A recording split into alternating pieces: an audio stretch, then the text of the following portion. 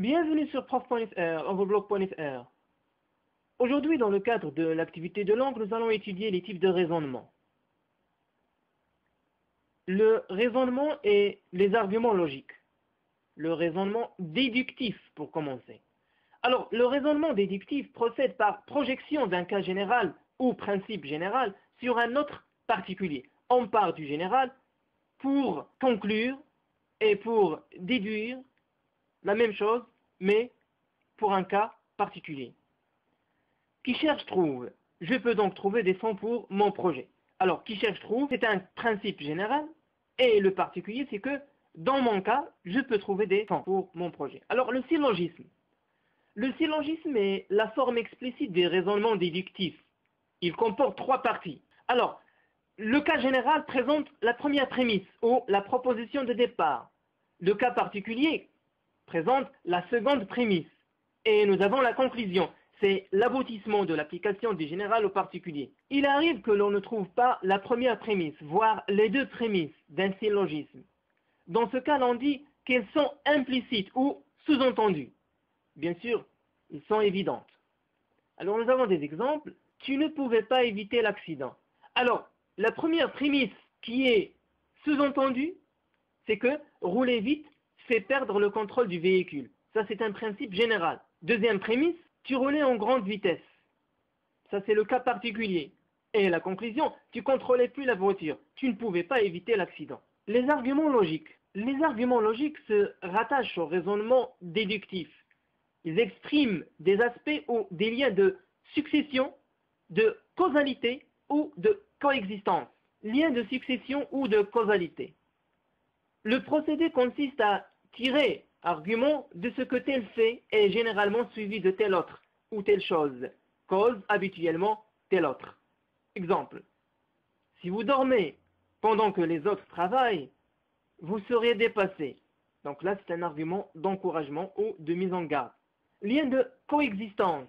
Dans ce cas, l'on tire l'argument d'une coexistence régulière et connue entre deux choses qui semblent être liées. L'argument peut prendre les formes suivantes. Un argument d'autorité d'une personne savante ou bien informée, d'un groupe réputé ou de l'opinion commune, proverbe, constatation, tradition. Alors exemple, notre professeur nous a dit que le niveau des élèves diminue au cours des années. Alors là, l'on présente un argument d'autorité. Argument ad hominem. Il s'agit de faire ressortir le caractère contradictoire qui existe entre deux états ou entre l'argument à refuter et son auteur. Exemple, vous prétendiez défendre les droits du personnel. Eh bien, commencez par éteindre votre cigarette. Alors là, vous voyez un caractère qui est contradictoire entre l'auteur et l'argument qu'il avance, et partant l'argument à réfuter. Le raisonnement a fortiori. Montrer en rapprochant deux éléments, personnes ou idées, que ce qui est vrai pour l'un l'est à plus forte raison pour l'autre. Exemple, elle est nulle en physique, à plus forte raison en mathématiques. Les professeurs et, a fortiori, les élèves ne comprennent pas l'exercice. Le raisonnement mathématique. L'on pourrait, pour argumenter et pour mettre en place un raisonnement logique, emprunter quelques techniques ou concepts des mathématiques, à savoir la tautologie. C'est de répéter le même mot ou la même notion sans apporter une information nouvelle. Alors exemple, le futur n'est pas le passé. Un sou est un sou. Un zéro n'est qu'un zéro en fin de compte. La réciprocité. Caractère de ce qui devrait être mutuel. Traite les gens avec autant de considération, si tu veux, qu'on te traite ainsi. Ne demande pas à tes amis ce que tu n'aimerais pas donner. Alors là, vous voyez, on essaie de faire ressortir le caractère mutuel, corrélatif, entre deux éléments. La transitivité, elle consiste à s'appuyer sur une sorte de transposition d'éléments afin de créer un lien de raisonnement logique. Les amis de mes amis sont mes amis. Si A appartient à B et B appartient à C, donc A appartient à C. Le raisonnement par l'absurde.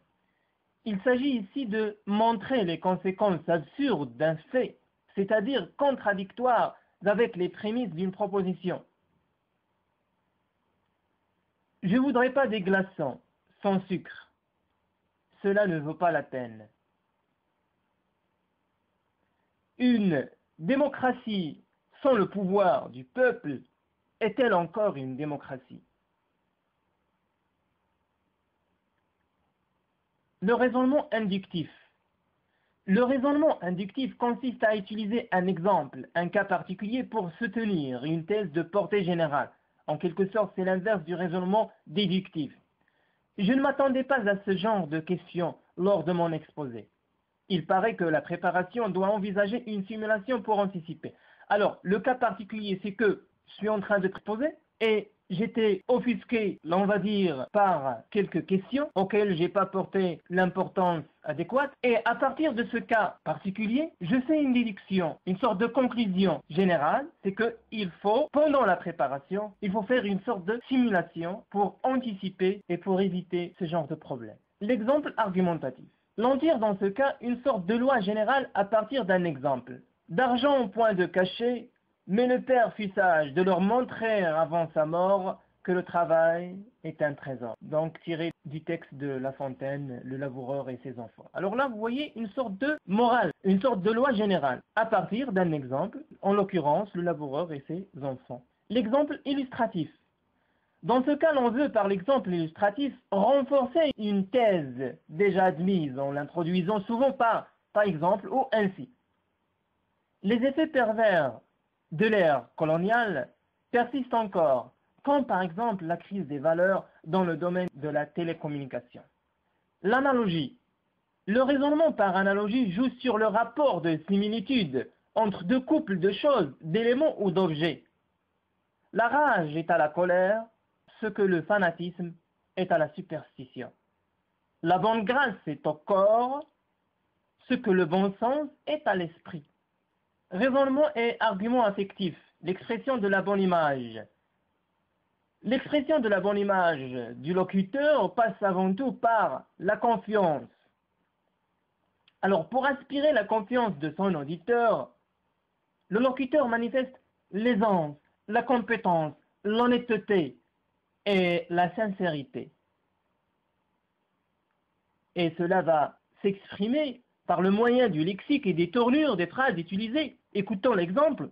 Permettez-moi de dire, autant que professeur, que la qualité passe avant tout par le choix de l'environnement adéquat pour un exercice de qualité. Alors vous voyez, permettez-moi de dire, autant que professeur, une aisance est une sorte de compétence exprimée par le statut du professeur, et puis la sincérité et l'honnêteté se manifestent aussi par ces tournures-là. L'affection, tout impact ou influence sur l'auditoire doit prendre en considération le travail de l'affection. L'on est devant un public sensible, des êtres humains.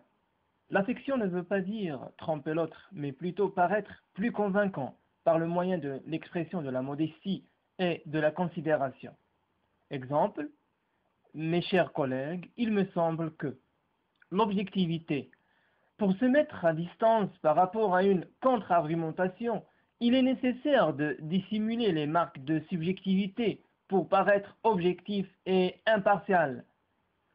La violence militaire légitimée semble nourrir la violence personnelle. Doé. Cette dernière reflète la vie perturbée d'un psychopathe. Alors vous voyez que le locuteur se montre objectif en mettant en italique légitimé pour ne pas prendre sur son propre compte ce propos. Donc la violence militaire légitimée par rapport au contexte et par rapport au personnage principal. Oui, personnage principal dans le roman Les Bienveillantes. Susciter des émotions. Alors, l'implication. L'implication, donc celle du locuteur et de son public. Le but est de susciter la crainte, la pitié, le rire, la haine, l'indignation et l'admiration. Alors, vous savez tous que je ne vous révèle rien si je dis que, alors ce sont des tournures qui font que le public participe et partage avec le locuteur certains sentiments. L'action oratoire, c'est-à-dire la mise en scène du discours, c'est la théâtralisation de l'action, les gestes, la posture, l'intonation, le regard, le silence. Tu as un amoureux? Antigone étrangement après un silence. Oui, nourrice. Oui, le pauvre. J'ai un amoureux. Les images. C'est l'usage des figures de style telles la comparaison, la répétition et la métaphore qui rendent l'idée plus concrète et plus frappante. Elle a de cette lumière au fond des yeux qui rendent aveugle ou amoureux. Fin de cette séance.